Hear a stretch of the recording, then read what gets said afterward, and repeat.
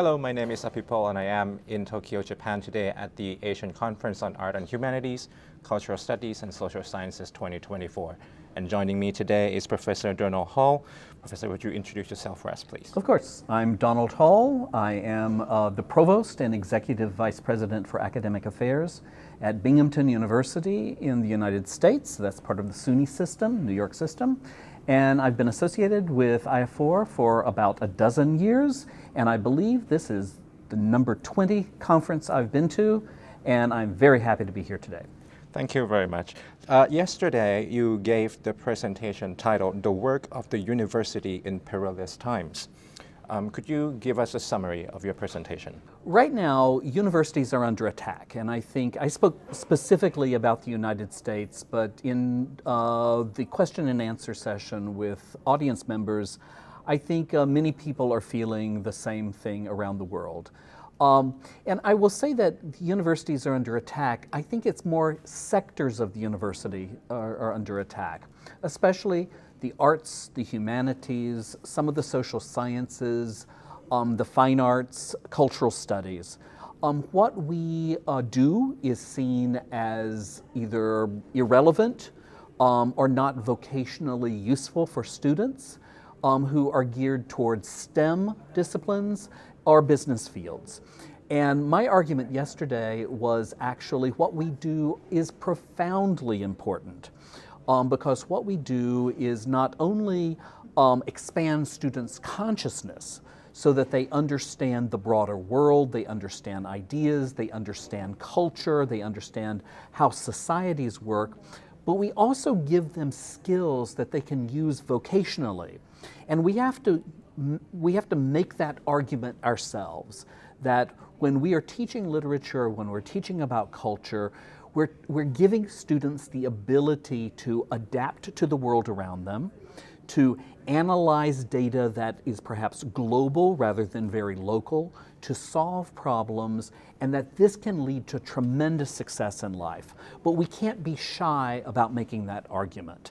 And I think that is why we're both in a perilous time in terms of the threats to what many of us do, especially in the humanities, arts and cultural studies, but we also have the opportunity to take back the narrative, let's say, to make this argument that we actually do something that is incredibly useful for students. Right, so that's the university itself, or is it the mindset or the willingness or the ability of the professor or teacher in the university that is really matter? There are several things that matter. I think for those of us who are administrators, and I'm the vice president of a university now, we have to make that argument, okay? We have to make the argument to parents, we have to make the argument to students, we sometimes have to make the argument to politicians who control the funding for many of the universities.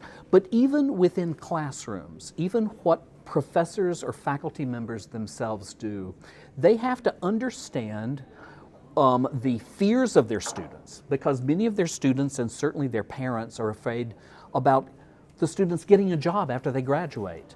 And so I think faculty have to be prepared to address the students where they are in terms of their own anxieties and have answers ready for them about what they're doing in the literature classroom or the philosophy classroom or the cultural studies classroom or the language classroom actually is important and will help the students get a job. So I think that it's both administrators, it's faculty members, we all have a collective responsibility to argue for the worth of what we're doing.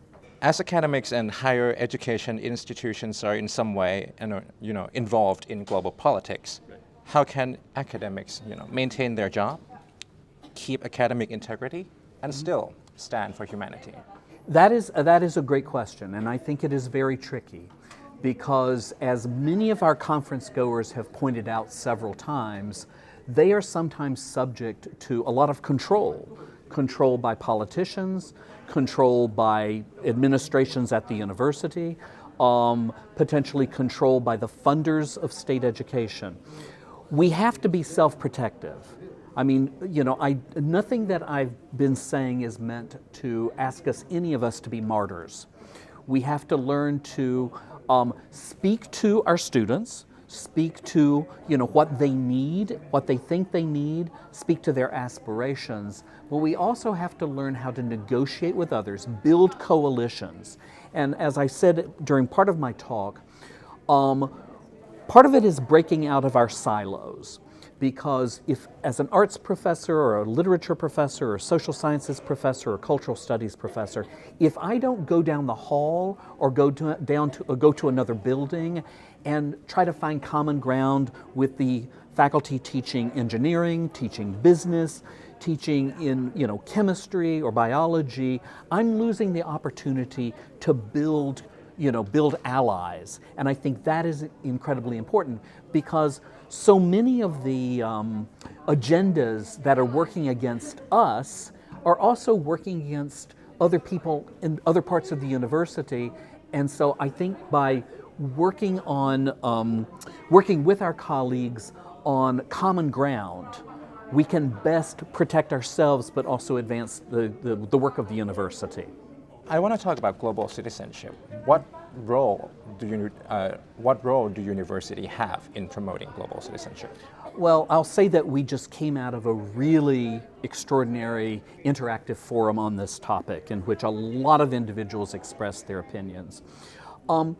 Look, we're in a world where our students are going to go out, they're going to have ideally careers that are not only local, but are also engaged with a lot of global issues, whether it's, again, business issues, or whether it's cultural issues, or whether it has to do with climate, or any of the other big challenges.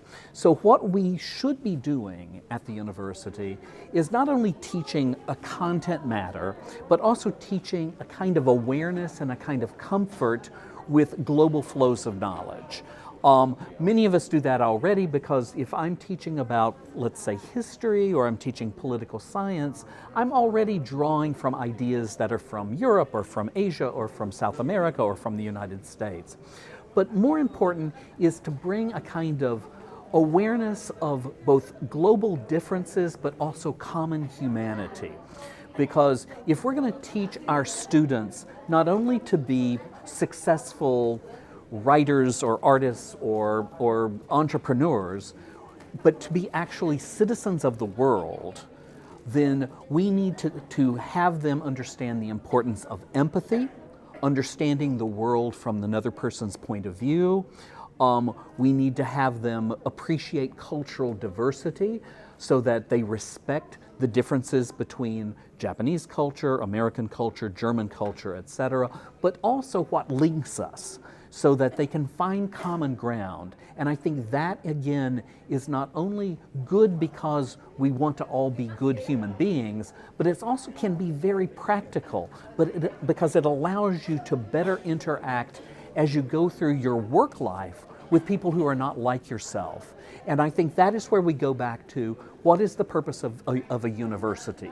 Is it to simply transmit very narrow knowledge, or is it to change people so that they're more adaptive and better able to interact with people unlike themselves, which is what they're going to have to do for the rest of their lives?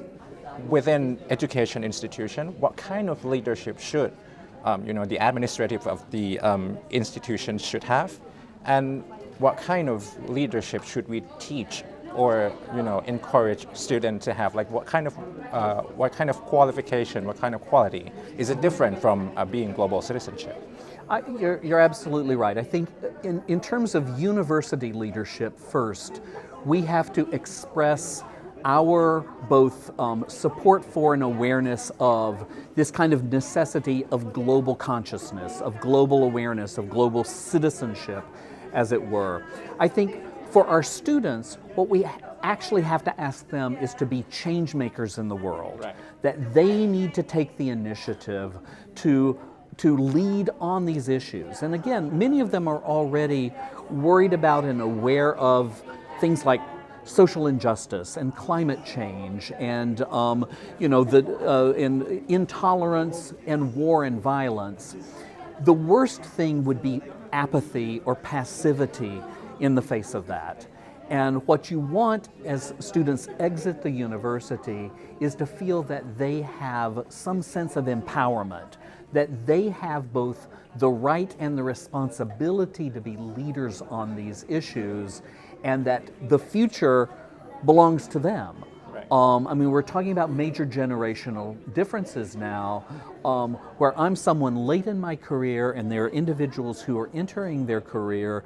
They will inherit a world that I won't even see. And they have the responsibility to create the world that they want to live in. And I think that's what we need to do in terms of empowering these students to be leaders rather than simply passive followers or apathetic, non-entities in terms of global conversations. So you encourage new, faculty members to become like the leader, take the initiative. What about politics within the university? You have like this already established academics, right? And you have like the new academics who are trying to make change. And it's not I assume that it's not some new phenomenon. No, not at all. Yeah. No, it's something I encountered very early in my career. In my first job, which was back in the 1990s, so it's been a long time ago, we were in the middle of a generational change within my department, which was an English department.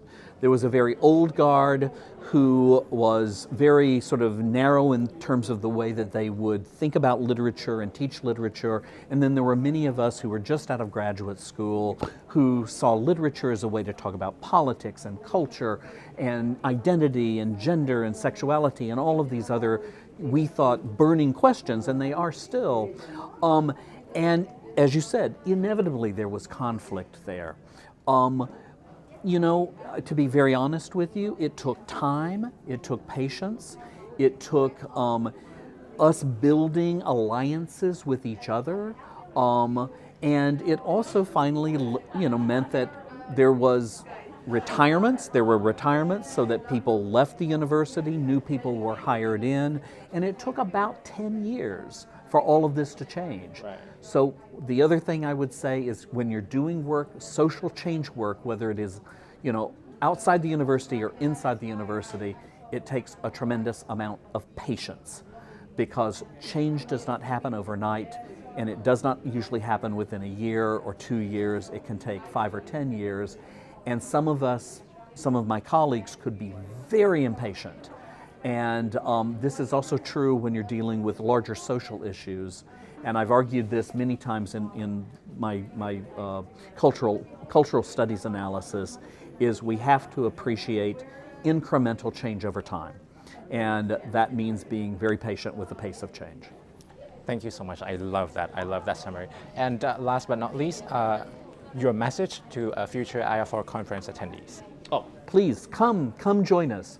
What you'll find here is an extraordinary opportunity to interact with people unlike yourselves. People from different nations, different backgrounds, from different places in the whole production of knowledge, whether they are students, whether they're administrators like me, whether they're faculty members, they could be graduate students, they could be undergraduate students, they could be anything.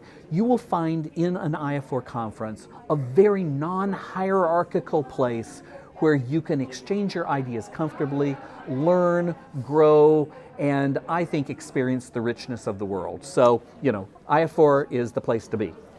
Thank you for joining us today. Okay, thank you. Thank you.